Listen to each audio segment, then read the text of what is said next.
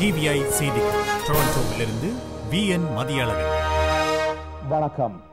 புதுடில்லியை தளமாக கொண்டு செயற்படும் ஹெட்லைன்ஸ் டுடே என்ற தொலைக்காட்சி இலங்கையின் போர்க்குற்றங்கள் தொடர்பான புதிய ஆதாரங்களை கொண்ட விவரண படம் ஒன்றை நேற்று ஒளிபரப்பு செய்திருக்கிறது.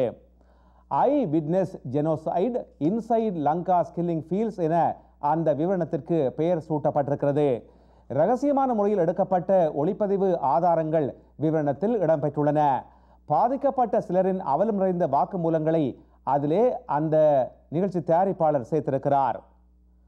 தமிழர்களின் உரிமைகளை பாதுகாக்கவும் அநீதிகளுக்கு எதிராகவும் பொது வாழ்க்கையில் உள்ளவர்கள் குரல் கொடுக்க வேண்டும் என திரைப்பட இயக்குனர் பாரதிராஜா வலியுறுத்தி கேட்டிருக்கிறார். மக்கள் சிந்தனை பேரவை என்ற அமைப்பின் சார்பிலே ஈரோடில் கடந்த 12 நாட்களாக கருத்தரங்கம் ஒன்று நடைபெற்று வந்தது. அதன் நிறைவு நாளில் பாரதிராஜா உரையாற்றினார்.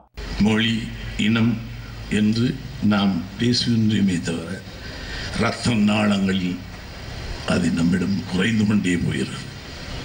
ஒரு இனம் அழிவது என்பது எதிர்ப்பு சக்தியிலே என்றால் இனம் அழிந்துவிடும். சமீபத்திலே லட்சக்கணக்கான தொப்புள்கொடி பந்தங்கள் அழிந்தது பார்த்து கொண்டிருந்தோம். அந்த பாவம் யாரையும் சும்மா விடாது. அவர்களை அந்த இடத்திலே வைக்கும். லட்ச மக்களுடைய அந்த ஆவி சும்மா விடாது. உலகில் சண்டைகள் இடம்பெறும் நாடுகளில் மருத்துவமனைகள், சுகாதார பராமரிப்பு பணியாளர்கள், ஆம்புலன்ஸ் வாகனங்கள் இலக்கு வைக்கப்படுவதாக கூறி சர்வதேச செஞ்சிலுவை சங்கம் பெரும் கவலை வெளியிட்டுள்ளது. மருத்துவமனைகள் மற்றும் மருத்துவ பணியாட்கள் மீதான கொடிய தாக்குதல்கள் மில்லியன் கணக்கான மக்களை பாதிக்கின்றன.